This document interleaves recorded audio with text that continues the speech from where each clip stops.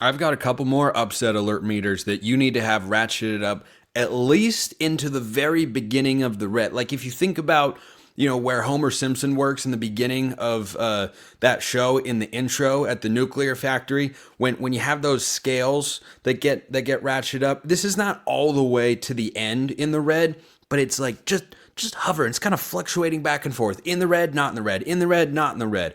Notre Dame, SMU. Let's start with Notre Dame. So Notre Dame has been playing really good football. I thought they would win and cover against Army. So I guess that means my assessment of how their fans should be feeling, no vibe. I don't give them a vibe after that when you do exactly what I expect you to. Notre Dame is playing very quietly at a national championship level. I think. Spencer, why'd you add that I think in there? Oh, I'm so glad you asked. The reason is that Notre Dame's schedule on paper this year was plenty tough. To say 11-1 or 12-0 guaranteed in the playoff, 10-2 probably in the playoff.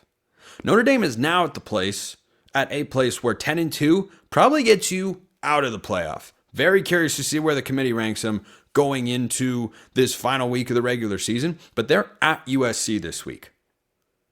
Is there a program in America that USC, by the way, picked up a win that, look, it should have been a lot easier than it was, but it just isn't right now. Nothing is easy for USC, but nothing is easy for USC's opponents either. Notre Dame's favored by 6.5 in this spot. And though the Trojans have struggled in one possession games, they figured out how to win one last week against UCLA on the road. Now, why don't we call that a half road game? Because it's across town. There are more UCLA fans than USC. But you're not undergoing the rigors of a road trip with long travel and bus rides and planes and time zones and whatnot. You're not even leaving the city there. So that's barely a road game. But still, it's something. It was something for USC to finally win a close game, and they did so against UCLA. So the Trojans are 6-5. They're going to go to a bowl game. And just a quick side note, I saw this thought on Twitter, and this would be the greatest thing ever. Someone put USC and Oklahoma in a bowl game. Somebody, please do it. Please do it. That would be the most watched ReliaQuest or Duke's Mayo Bowl. I don't care. Make it happen. Somebody, please. Whatever reach this show has, please reach someone who understands why that would be the greatest quote-unquote non-consequential bowl game of all time. It would be phenomenal television, but I digress.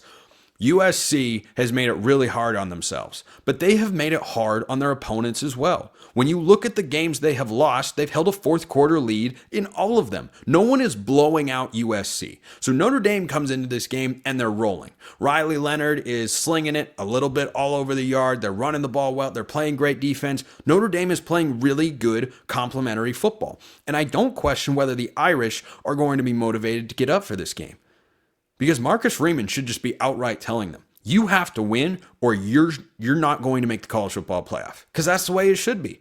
With a loss against NIU at home, because I don't know why you'd ever play at NIU, but with a home loss to NIU, you don't get the margin for error that would have existed if you had, say, lost week 1 at Texas A&M. If that was their only loss, 10-2 would have a more reasonable argument.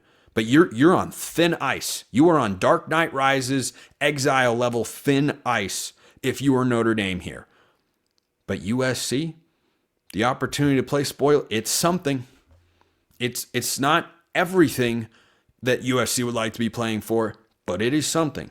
And Jaden Maiava has stepped in at starting quarterback, and Miller Moss has been watching from the sideline. Kirk Herbstreit said he wasn't with the team. I think he assumed that was going to happen because a lot of quarterbacks do that. Miller Moss hasn't done that, to his credit. Won't be a guy who I'm surprised if he enters the transfer portal come the offseason, but we aren't there, and we're in the spot where Jaden Maiava, former starter at UNLV, who's got a big game this week and got a big win last week, and if they win this week, they can play in the Mountain West Championship game. His former team's doing fine without him, but he has kind of justified his move to USC. He's getting an opportunity to showcase Lincoln Riley what he can do in this offense. He's done a pretty darn good job.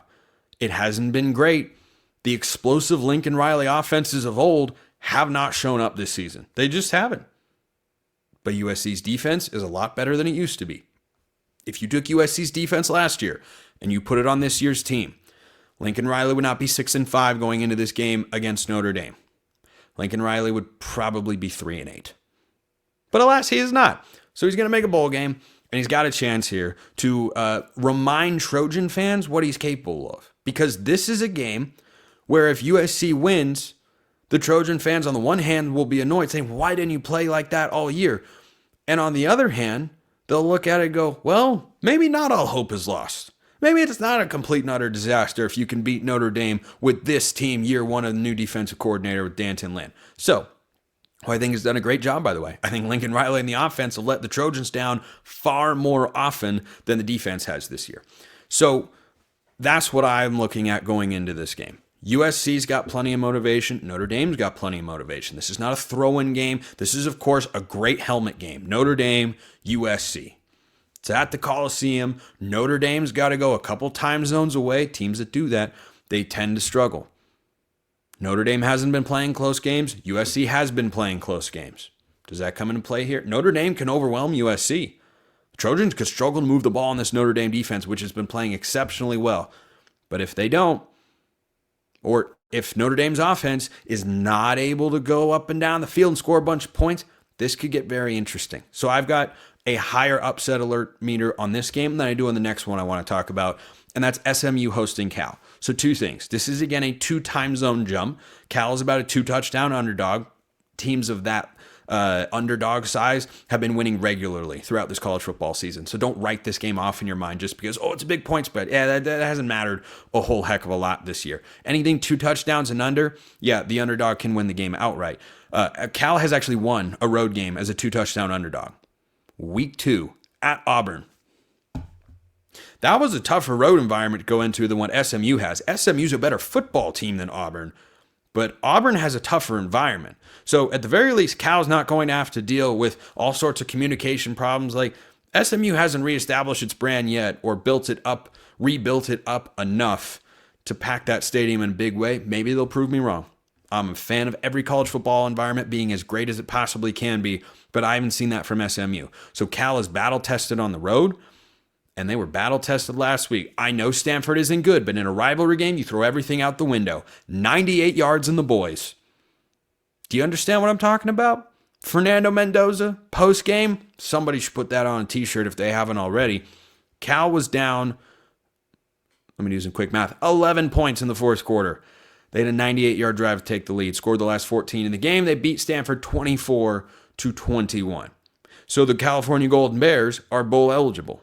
And now they go on the road and they have a chance to play spoiler. Do you know what Cal is really good at under Justin Wilcox? 2 things. Number 1, losing football games to winless teams. Florida State earlier this year, Arizona in the past, Colorado in the past, they're really good at that. You know what else they're good at? Playing up to their opponent when people don't think they have any business doing so. SMU's rolling. SMU could very well be the best team in the ACC. I think if they face off against Miami in the conference championship game, that is going to be a knockdown, drag-out fight, but kind of the other version of that in which both teams are scoring 30-plus points. It could be wildly entertaining. Kevin Jennings is playing great football. The SMU defense is an underrated unit, much like Miami's wide receivers. But Cal in this spot is absolutely capable of playing up to SMU's level. And if SMU doesn't protect the football, Fernando Mendoza and Jaden Ott, they can do enough. I don't know that they can do a ton, but they can do enough. They need to muddy this game up. When they went and beat Auburn week 2, there were a lot of turnovers from the Tigers. That's the key. SMU escaped against Duke this year, turning the ball over 6 times. You can't do that. You can't even do half of that here against Cal. Fernando Mendoza, he can toss an interception every now and then. But if Cal wins the turnover battle, I bet they win this football game. So SMU better protect it because the California Golden Bears, they are not to be trifled with. Absolutely not. So keep your eye on those 2 games this week. Notre Dame on the road at USC. SMU at home against Cal. Upset alert meter, incredibly real.